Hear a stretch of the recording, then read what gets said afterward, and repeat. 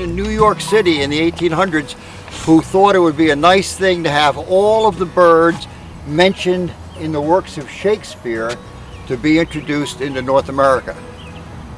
What a scheme that was. And he bought starlings and house sparrows, and even, I believe, some of the chaffinches and things like that, and turned them loose in Central Park. Well, a lot of them died, never made it, except the house sparrows and the starlings did, and they exploded and went from coast to coast. Birds are permanent residents. Those downy woodpeckers, year-round. The tufted titmice, chickadees, you know, the one, Carolina wrens, one of my favorite birds. But the all-time favorite bird for me is the eastern bluebird. There's a male cardinal sitting right over there, and that isn't one singing, but you can see it from here.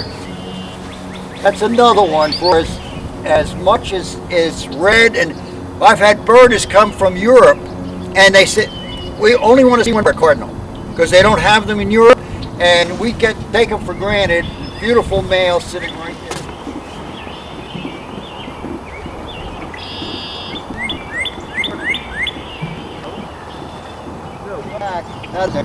That is a great bird indicator for me it's spring. That and I don't want to get my feet wet. I don't want you to get yours.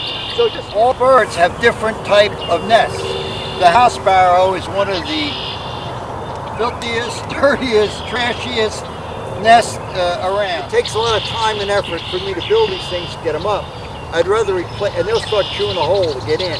So when they start chewing this, I can come out and place this and save the box, and it saves me a lot of time. A lot of people ask me, you know, what's the deal with painting? Well, it's just, again, I'm getting older and older and slower, and I don't want to have to keep going back and placing boxes. So I give it a coat, a neutral color, only on the outside. I used to not paint them at all, but the boxes would rot. Residents and people who come to the park know just what some of these invasive plants are, and the problem with it is that the invasive plants don't produce the food that our native birds will eat. They just don't know what it is, and they won't eat it. And the other thing is the pollinators can't find enough substance to exist. There's 1, 2, 3 that I can see just on this side of woodpecker holes that once they drill their first nest, and if they go somewhere else, that hole will be occupied by flycatchers or chickadees or nuthatches who can't dig a hole themselves.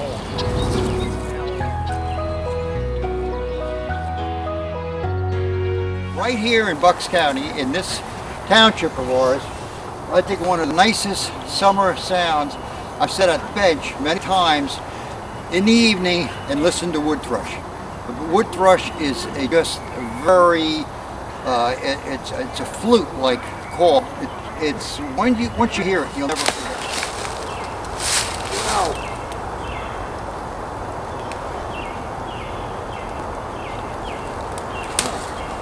That is a catbird nest. You see, Keaton? Yep. Catbird nest from last year. It lasted the winter. They will not come back to that. That eventually will fall apart and become, you know, compost. But see, in the low shrub area, you don't have the shrubs and the understories that you need. They're, you know, they're done. So you need that whole thing going on. Oh. Sweet gum. My neighbor has broccoli. I have 2, and people say to me, well, what do you plant them for? You know, they got these sticky things, and you know, and they're sharp and whatever. Well, yeah, but pine siscus, white-winged crossbills, and goldfinches feed on these things in the wintertime. Now, when they fall to the ground like that, yeah, you don't want to walk barefooted over top of them, but they make the greatest, I rank them up, bushel basket. They make the greatest mulch in your around your vegetable garden or your flower beds. The reason being is they'll lay like that, and there's all places for water to get through, but weeds have a tough time getting up.